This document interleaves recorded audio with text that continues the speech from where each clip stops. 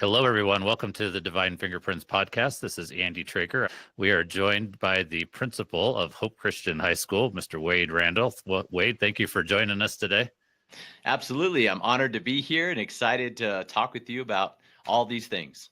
Excited to have a cool conversation. So, Wade, you pretty well intended to go into the teaching and coaching professions from the beginning, but it didn't necessarily go the way you thought it would. Tell us a little bit about how you ended up at Hope Christian School.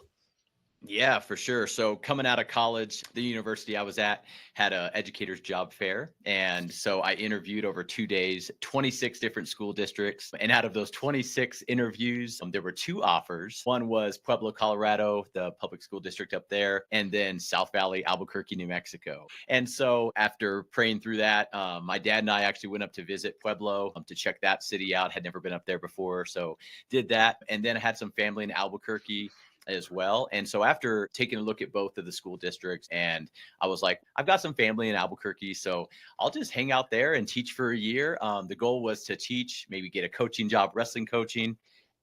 Ended up being at that school district in the South Valley for 10 years. So I was there, teacher, department head after a while, became instructional coach, then jumped into the dean of students role, and then jumped into assistant principal and administration. So no, it was not like I thought. I honestly, Andy, I thought that I would do 1 year and then jump to another school district. But every year after praying about stuff, it was like, God was like, not yet, not yet. And a lot of things happened from that, and a lot of beneficial events, and just, God doing his thing like he always does through that experience. The timing of how he moved us through life is so incredible. So you had a cool experience with your principal there being really intentional in a way that was cool. Tell us about that one. Yeah, so that first year, fresh out of college, excited about teaching, and I'm just an extrovert in nature, and so I love people. I get re-energized off people. So I always just popped in to see my principal whenever I could and just chat with her about things, and she actually got to know me. She was very intentional about asking, "Hey, where are you from? What's your family goals? What are you doing in your after school hours and things?" And it was really, really exciting, because what happened is my wife now, we actually started talking that first year I started teaching. She was in Connecticut doing her second master's program. So we started Skyping back then, if any of you remember Skyping, right? We had a Skype date. And so her and I were talking long distance, and we had this plan. I had planned to fly her out for her birthday weekend to Albuquerque. And so I had shared that with my principal, and I told her, hey, yeah, this girl that I'm talking to is going to come visit. And so without me knowing, my now wife reached out to her and my principal and was like, hey, I'm coming in. I got an earlier flight to Albuquerque. I want to surprise Wade. And so my principal said, well, let me help you. So she drove, my principal left school, went to the airport to pick up someone she had never met before, and brought her to school to surprise me in the lunchroom, in the teacher's lounge, actually. And then said, you know what, Wade? Hey, surprise. This girl that you're interested in is here to see you. Take the rest of the day off. I'm going to cover your classes. So my principal actually taught my classes the rest of the afternoon and let me go have my weekend early with this girl that she had never known before. So she was very intentional about that. And that's just the very first year. But every year it just continued to grow. So she was really the one that really helped me see how being intentional and really looking for those moments with relationships and connection points can really make a difference. Right. What are some of the things that you do now to be intentional with your staff, and with the students? I just always had an attitude and a calling to be active and to be present. And I think that that's a big part, something in my, growing up. My parents separated when I was real young. So I actually didn't have a great relationship with my dad. And so he wasn't around up until honestly, until I graduated high school, he started kind of being more in the picture. But I realized with my staff and with students in particular, just being present, being in hallways, being at lunches, being at games, extracurricular activities have been huge. And that's something that I really had a desire as an administrator to say, hey, I may not love, girls volleyball or boys basketball or any of the, those kind of sports, but I love the kids that are participating in those sports. And so just being present, right? Showing up, talking to parents, but also for teachers, man, getting to know them on that same way that someone modeled for me, getting to know them, getting to know their kids' names, getting to know, hey, if they have grandkids, what phase of life are they in and what things they're experiencing. And I think those connection points are big. one of the big ones for me was Danny Silk. He writes Keep Your Love On, and he talks all about you're either moving towards disconnection with a relationship or you're moving towards connection. And so there's some really great things that I've put into practice to do that, right? To connect with people. You in particular, right? Like us, coming into Hope, which honestly, that's a whole nother piece as well. If you want to get into that, is I wasn't even looking to come to Hope, right? Wasn't even looking for a principal role here. And so that made a huge difference. But being here, it's all about connection. It's all about making sure that you're moving towards connection rather than disconnection. Right, right. Yeah, there's a quote behind me. It's by Eric Liddell, and it's basically that you're either bringing people toward Christ or you're repelling people away from Christ. And it's kind of the same idea with all of those connections that we make individually. And one of the things I know you did, when you got here in the principal role was have office hours that first summer. Pretty much every single slot you had, I think, was filled for couple months on end, and got to the point where I tried that myself in the college counselor role, and have had 50, I don't even remember what the number is, well over 50 people and families and all of that come in and have meetings that we probably wouldn't have had otherwise. So it makes a big difference. Yeah. Yeah. I mean, coming to Hope, that first summer, I think I stepped in June 15th or something like that, right? And so before school got out, or right after school got out, I did a video message to the Hope community and introduced myself and just said, look, I'm going to hold those open office hours. And really, at first, all it was I just wanted to, again, build connection. But after 65, I met with 65 high school families that summer, right? And out of all of those, it gave me just great perspective, right? It allowed me to see what the parents were feeling, a lot of students and kind of their experience, because that first goal coming in was just that student culture. How can I really pour into that student culture first and really shift that? Because some of the data and things that I'd learned is that was maybe a target area that needed to be addressed rapidly. So again, being consistent and allowing people to see my face. I think coming out of COVID, a lot of people still really desired that connection and that like face-to-face, but they just hadn't made the effort to really go that route yet. So I think that played a big factor in just people being able to know me, to hear my vision, my philosophy on education, and just really what my heart, what God was putting on my heart for Hope, and to come in and really pour into this community. Right. Yeah, having been here for pre-COVID and kind of during the COVID period and all of that, it was real easy, even though we were here in person throughout, for the most part, to lose a lot of those connections. And so I think it's been really helpful the last couple of years as we've brought those back. One of the other, goals that I think's been a part of the school from the beginning is integrating the Bible and integrating, Christian education as we're teaching students about things like biology and math and English and history and all of that. Why is that so valuable to our students? Well, first thing, if you look at generationally, the Barna Group puts out a lot of research, and I've really in the last couple of years dived into it, because after 10 years in public ed, coming to private Christian education, I had to learn a lot. I think there was a lot of things that actually inspired me to say, I need to learn more about this. And so the Barna Group out of Arizona, Christian, actually, George Barna came out with a lot of things that really helped me kind of figure out what biblical integration is, but what biblical worldview shaping looks like. And I think the biggest thing for me was to see where my staff was at on that already, right? Where did they understand? Where did they actually be able to identify how they're biblically integrating into curriculum, right? And you can't teach what you don't have, Andy, right? Or what you don't know. And so for me, it was getting a lot of information first to kind of observe teachers, talk to students, figure out a lot the first, year, and even this year in particular, making sure that I see how we're already doing it and how we can elevate that. So biblical integration comes from, you got to understand that your first duty is that spiritual focus, right? Everybody has a worldview, but man, when you look at situations, are you looking through what the Bible says? Are you looking through, no matter if it's history, math, all these types of things? God created, you go back to the creation story and you look at God created all these things. And so how do we see God and his intentional approach and how he created things to operate and how the world has twisted that? So I think that that's a big focus for teachers, is seeing how I take my content and how the world may, distort that. But what does the Bible say about those things in particular? Right. Well, that's like what we were talking about before we came on here, just in the sense of, I was telling the story about how I ran my own finger over with a golf cart, and somehow or another, the finger didn't break despite the big 500-pound golf cart rolling over it. And from the worldly perspective, that's just luck, or good fortune or chance or whatever word you want to use. But the Bible doesn't mention luck in 66 books and lots of pages and verses. It's not there. What we're left with from a biblical standpoint is God's intentionality, God's plan, God's purpose.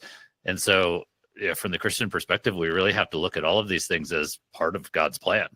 He's not just throwing stuff out there and seeing what hits the wall like we tend to do as humans sometimes. He's very intentional about what he's doing and what his goals are for us and how he wants us to fit into that plan for other people as well. Yeah, that golf cart story, right? Like that was something that really intrigued me, and that's something that even like you put into perspective. There's other things in your story which I really love as well. There's times for that grace that you talked about. Man, it may be a hard lesson that you have to learn, right? But that's the point of faith. Hey, we believe in the evidence of things unseen. And so however that happens throughout the day, we just trust that God is good, right? That he creates things with intentionality, with purpose. And I think that helps throughout the day. You got to wake up every morning reminding yourself of that. And it's those stories that you mentioned and that you even talk about as you're writing this book is, man, like you can walk through the day and zone out, especially in today's world with technology and phones and things.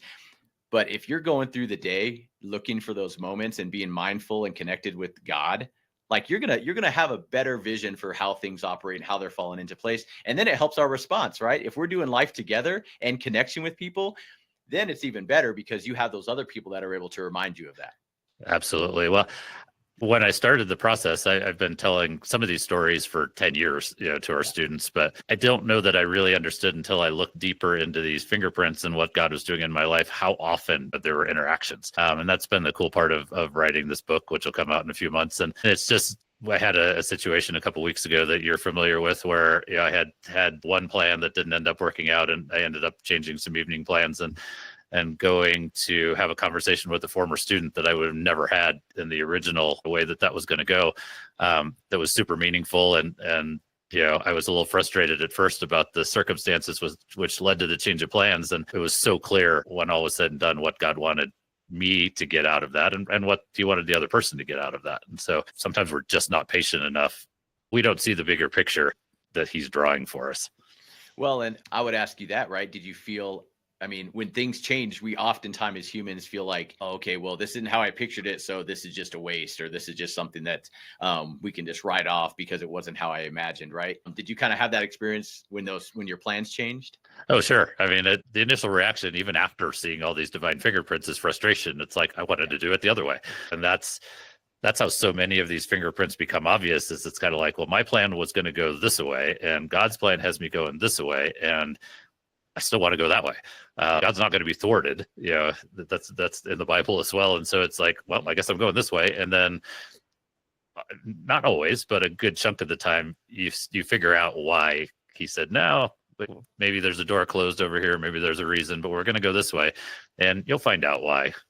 In due time. Yeah, one of the things that I do share with a lot of the parents that I meet and a lot of the students that I talk to, even new students coming in. I mean, there's a lot of new students coming to Hope right now, and what I love about that is I'm able to share how I got to Hope, and I think that that's a big part for me is in connection with that experience of yours. Is I was ready to move.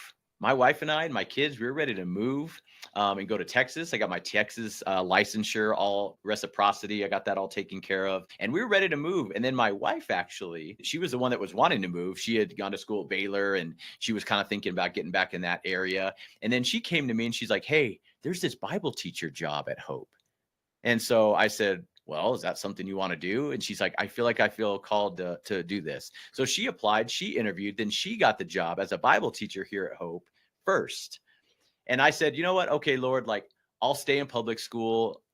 I'll stay. They had just done the pay raises for administrators in the state. So the salaries were really good. So I was like, all right, God, even though I don't feel like this is really what I'm wanting to do, I don't really want to stay in New Mexico. I don't really want to, my fleshly self, raise kids in this state.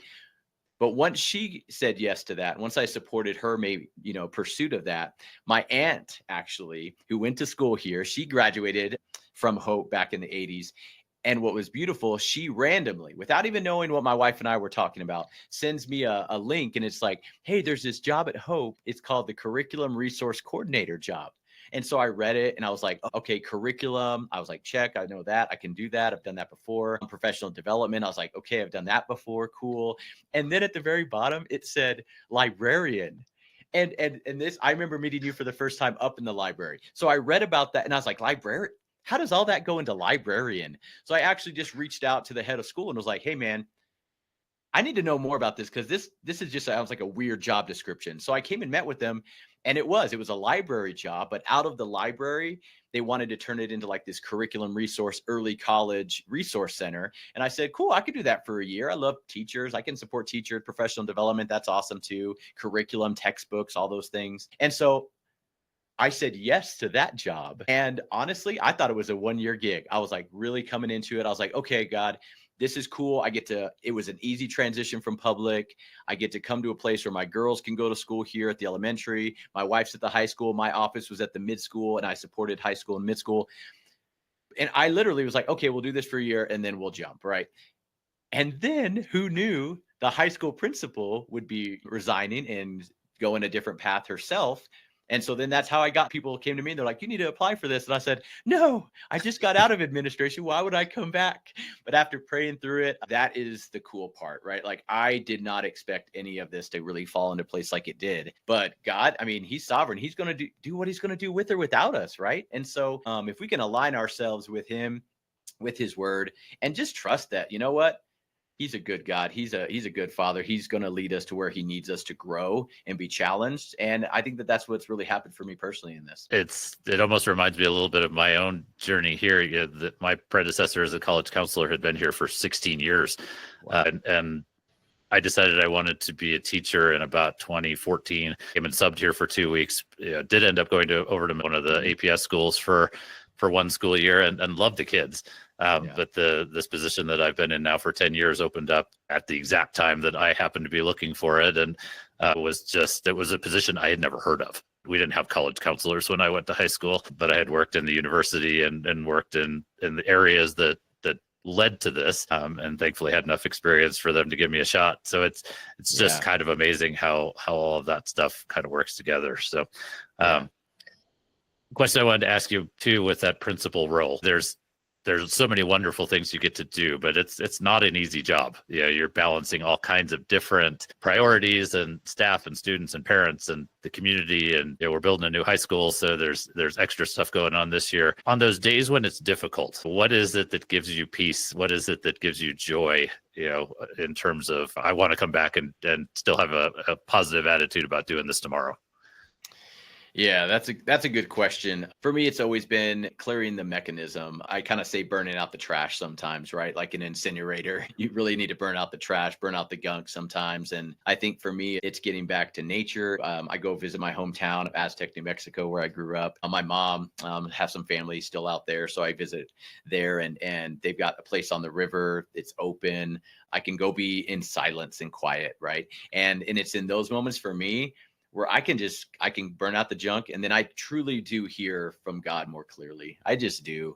That might also be out going on hunts. This year I got to take a full week off in September to archery elk hunt, and it was it was one of the best hunts. Even though I wasn't successful in harvesting an elk, I still had some of the most clarity I've had in a long time. And I think that those moments being rooted back and going back to what God said about me, right? Like I heard someone recently say, the opinion that you have of me is not the opinion I have of myself, right?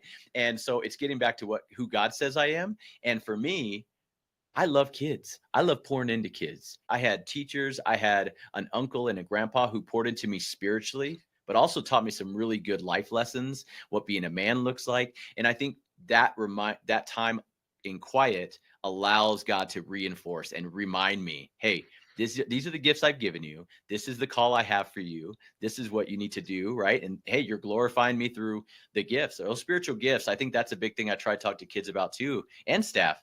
Look, this gift that you have, I mean, Mark 12:30, love the Lord your God with all your heart, soul, mind, strength, right? Love your neighbor as yourself. I mean, if you start there every day, you're in a good place, right? The greatest commandment. So start there. And that for me, when I'm in the quiet, I get reminded of, hey, I'm doing these things. You get the critics, you get the people that are frustrated with you. That's going to happen. But can you continuously redirect people back to Jesus? Can you redirect them back to the main goal, especially here at Hope? I mean, our mission is very intentional about equipping, praying for, and sending out Christ-centered, passionate leaders to change the world.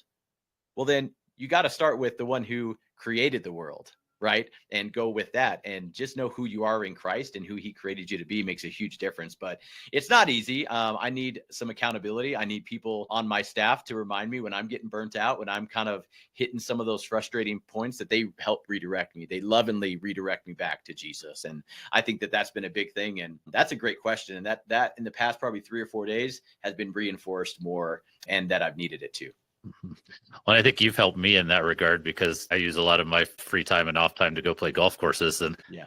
at times I've questioned, why am I going? What's the benefit of these golf trips? It's fun. And And you're really good at it too. it's something I've done for a lifetime. And I played competitively as a kid, and as a kid put my identity in it. And it took a lot of effort in my late teens, early 20s to kind of get that part out to the point where it's therapeutic. Most people don't describe golf as relaxing, but for me at this point, it is. Don't keep a handicap. I only write down the scores if I like them. I'm not going to play anybody's tournament, so I don't have to really worry about the competitive part, but it's a chance to recharge. And I think sometimes when we're in these service oriented jobs or careers or professions, you have to remember to do enough self-care and enough time that's between you and Jesus to make sure that you're healthy enough to pour back into everybody else. Because if you're not where you're supposed to be, the kids and the families and all of that, see that, and we're not benefiting them the way we can. So it's just so important to kind of do all of those things. I wanted to ask you one more question about a theme that I use in the book quite a bit, that's called Nothing is Wasted. And just this idea that we go through some tough stuff in life, no matter which life you're talking about, nobody really escapes unscathed, if you will. But God uses those things for his purposes. How has that been prevalent in your life?